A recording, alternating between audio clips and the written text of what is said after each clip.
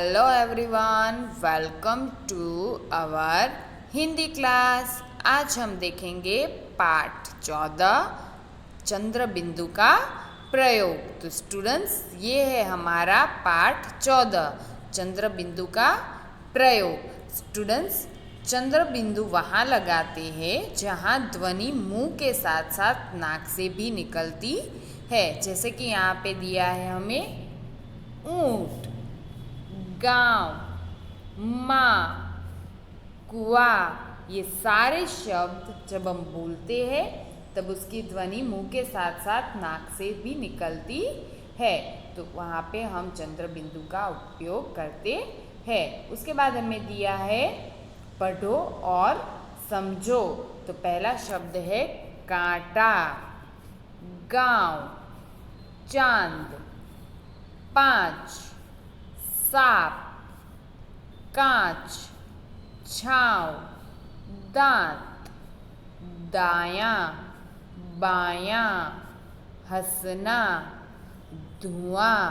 तो स्टूडेंट्स, ये थे हमारे चंद्र बिंदु वाले शब्द। जैसे मैंने रीड करके दिखाए वैसे आपको भी रीड करने हैं। इसके बाद हमें दिया है एक पाठ जिसका नाम है घमंडी मुर्गा। एक मुर्गा था, वो रोज सुबह बाग देता था।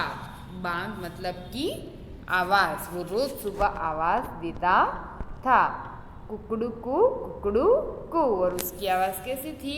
कुकड़ू कु। एक दिन मुर्गे ने सभी जानवरों से कहा कि मेरे बाग देने से ही सूरज निकलता है।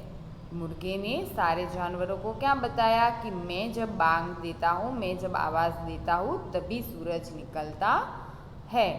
और ये बात सुनकर सारे जानवर मुर्गे की बात सुनकर हंसने लगे। और सारे जानवर मुर्गे की ये बात सुनकर क्या करने लगे? हंसने लगे।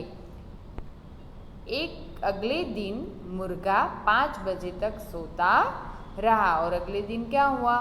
मुर्गा 5 बजे तक सोता रहा। सूरज भी निकल गया, फिर भी वो जागा नहीं। गांव में सभी पशु पक्षी उठ गए, चिड़िया भी चींची करने लगी। गांव के सारे पशु पक्षी, सारे जानवर उठ गए, चिड़िया भी चींची करने लगी। फिर भी परंतु मुर्गे ने आँख नहीं खोली। फिर भी मुर्गे ने क्या किया? आँख नहीं खोली, वो सोता ही रहा। जब मुर्गे की मुंह पर सूरज की रोशनी पड़ी तो वह उठा, और जैसे ही उसके मुंह के ऊपर सूरज की रोशनी पड़ी वो फट से उठ गया। और जैसे ही उठकर देखा तो सामने शेर और ऊंट खड़े थे। जैसे ही वो उठा तो उसने क्या देखा कि सामने शेर और ऊंट खड़े हैं।